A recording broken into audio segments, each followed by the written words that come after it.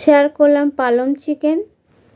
2 আঁটি পালং শাক পরিষ্কার করে ধুয়ে কেটে নিয়েছি। প্রেসার কুকারে 1/2 কাপ জল দিয়ে লো টু মিডিয়াম ফ্লেমে সিদ্ধ করে নেব একটি সিটি দিয়ে।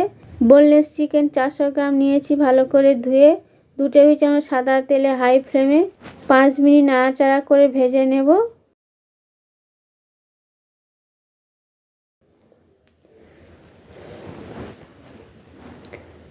ভাজা হয়ে গেছে। গরম জল 1 কাপ দিয়ে দেব।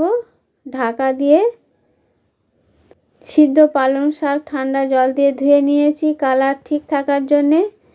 লো টু মিডিয়াম ফ্লেমে 5 মিনিট সিদ্ধ করে নেব। 3 টেবিল চামচ সাদা তেল দিয়েছি। 2টি শুকনো লঙ্কা কেটে দিয়েছি। রসুন কুচি লম্বা শেপে কেটে দিয়েছি। 3টি ছোট সাইজের পেঁয়াজ কুচি করে দিয়ে দিলাম। লো টু মিডিয়াম ফ্লেমে 3 মিনিট নাড়াচাড়া করে ভেজে নেব। ভাজা হয়ে গেছে। 1 টেবিল চামচ আদা রসুন বাটা, একটি টমেটো পিউরি করে দিয়েছি, নাড়াচাড়া করে নেব। স্বাদ মতো লবণ, 1 চা চামচ গুড়ের পাউডার দিয়েছি। আপনারা যে কোনো মিষ্টি ব্যবহার করতে পারেন, মিষ্টি না খেলে দেবেন না। রেসিপি মিষ্টি দিলে স্বাদের একটি ব্যালেন্স থাকে। 1/2 চা চামচ জিরার গুঁড়ো, 1/2 চা চামচ লঙ্কার গুঁড়ো।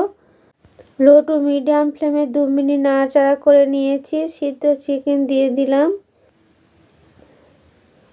চিকেন দিয়ে 2 মিনিট নাড়াচাড়া করে নেব, উল্টে পাল্টে মশলা মাখিয়ে নেব। চিকেন থেকে তেল ছেড়ে দিয়েছে। পালংয়ের পেস্ট দিয়ে দেব।